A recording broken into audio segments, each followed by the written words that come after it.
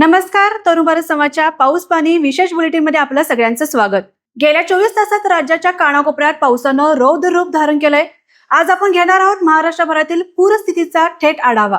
चला तर मग बुलेटिनच्या सुरुवात करूया सर्वात मोठ्या बातमीनं.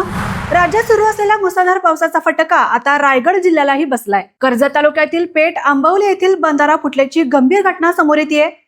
बंधारा फुटल्यानंतर परिसरातील चिल्लर नदीला पूर आला असून नदीकाठच्या गावांमध्ये सतर्कतेचा इशारा देण्यात आलाय. पुढची मोठी बातमी आहे नाशिकमधून. नाशिक शहरासह जिल्ह्यात सुरू असलेल्या मुसळधार पावसामुळे गोदावरी नदीला यंदाच्या हंगामातला पहिला पूर आलाय.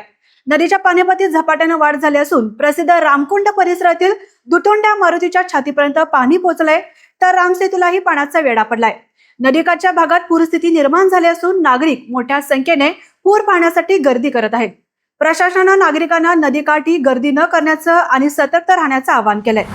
आता वळूया पुणे जिल्ह्याकडे. गेल्या काही तासात झालेल्या धुवाधार पावसानं पुण्यात अक्षरशः रौद्र रूप धारण केलंय.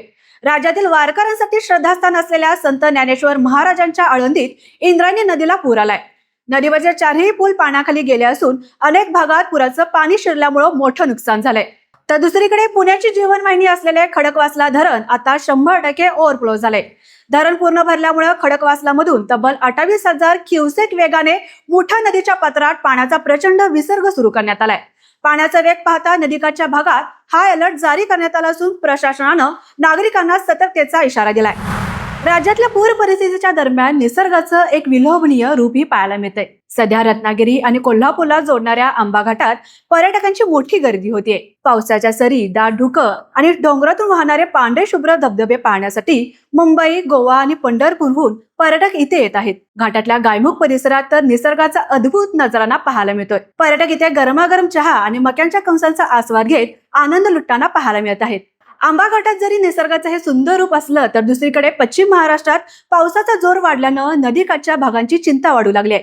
कोल्हापूर, सांगली आणि साताऱ्यात ही सध्याची नेमकी परिस्थिती काय आहे पाहूया. पश्चिम महाराष्ट्रातल्या पावसांच्या बातम्यांमध्ये आता एक महत्वाची अपडेट कोल्हापूरमधून. कोल्हापूर जिल्ह्यासह धरण पाणलोट क्षेत्रात मुसळधार पाऊस सतत सुरू आहे. गेल्या 24 तासात जिल्ह्यात सरासरी 31.62 मिमी पावसाची नोंद झाली आहे. पावसामुळे पंचगंगा नदीची पातळी 36 फुटांवर पोहोचली असून जिल्ह्यातील 60 बंधारे पाण्याखाली गेले.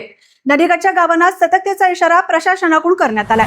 दुसरी बातमी देखील कोल्हापूरमधूनच. कोल्हापूरची जीवनवाहिनी असलेले राधानगरी धरण आता 56% भरलं आहे.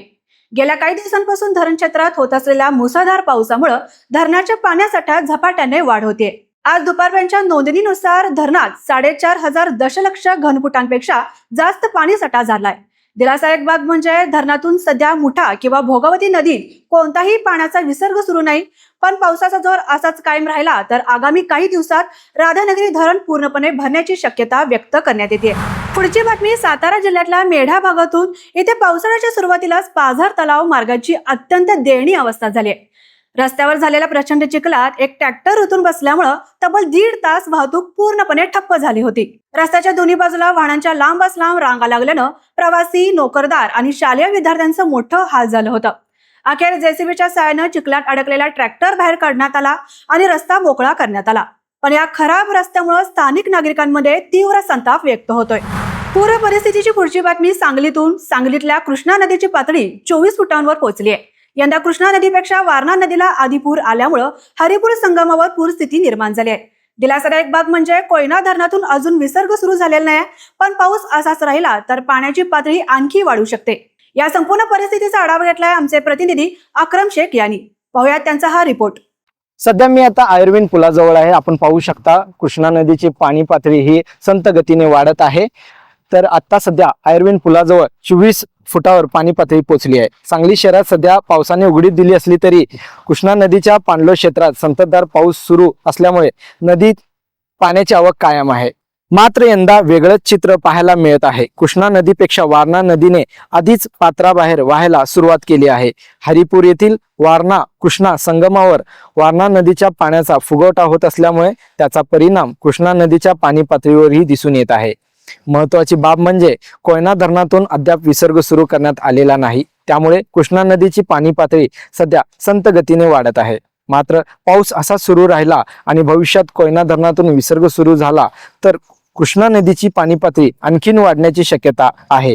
सध्या परिस्थिती नियंत्रण असली तरी कृष्णा नदी असेल, वारणा नदी या नदीवरील बंधारे पाण्याखाली गेलेले आहेत. तरी सांगलीकरांना कोणताही पुराचा धोका नाहीये, त्यामुळे कुणीही घाबरून जाऊ नये. या पाणी पातळीवर प्रशासनाकडून नियंत्रण ठेवलं जात आहे. त्यामुळे नागरिकांनी सतर्क राहावं, कोणत्याही अफवांना बळी पडू नये असे प्रशासनाकडून आवाहन करण्यात आलेले आहे.